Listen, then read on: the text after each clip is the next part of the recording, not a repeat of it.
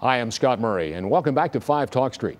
Earlier this week, I spoke to General Richard Myers about a very exciting Veterans Biomedical Equipment Program. Take a look. Well, Nick, welcome. We're delighted to have you here. General, thank you so much for being here. Thank you. This sounds like quite the initiative. MediSend International. Why don't you just first of all tell us where this came from initially and then how we got to where we are today? Okay. Thank you very much for the question, and thank you for having us here. You're more than welcome. We really appreciate that. MediSend is a Dallas-based nonprofit organization. Since 2007, we've been training international biomedical technicians from 17, 18 countries around the world. This year, we received certification by the oversight boards, and we decided to bring our skills and our experience to the United States, to a domestic program, and we reached out to General Myers, thinking that this would be a great opportunity for us to offer these skills and opportunities to our U.S. veterans.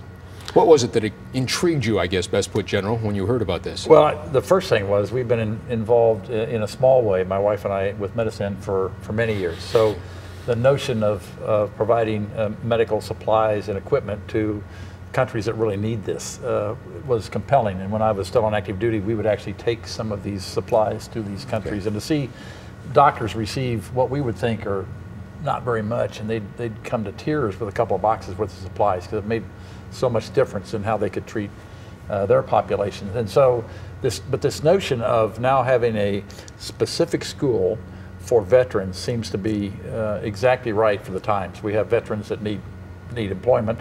This is really good employment. Salaries are really good coming out of this kind of school. So it was a marriage that was just bound to be made. And I guess the other thing is this confluence of the fact that this is a growing career field in the biomedical technician. Yeah, you talk about the occupation, one of the fastest growing around. Absolutely. And how great that is worldwide, for us. Worldwide. Right. And so the population needs people like this.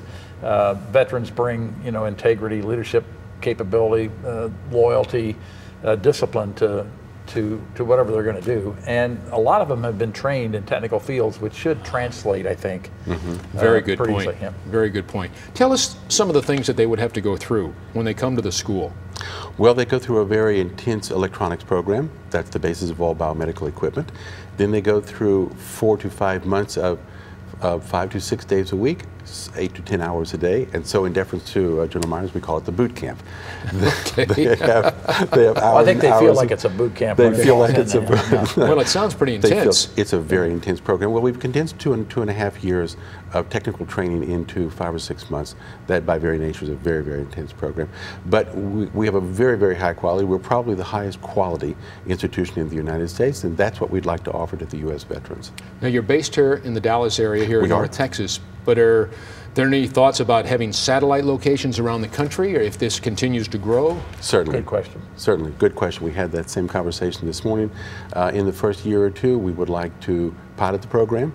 The international program is a very well-established, recognized program, but we'd like to pilot the General Myers program, the Veterans program, in the first year or so, and then obviously have those discussions. And this school bears your name, does it not? Yeah, it does. And that's pretty nice. Good for you. Well, it was a real honor. But Nick thought, well, would you like to put your name on something like this? Well, when it comes to veterans and veterans employment opportunities, of course. I mean, how can you say no? Kind of a no-brainer, huh? It is a no-brainer, but it's such a high-quality opportunity for veterans that I mean, you just want to be part of it.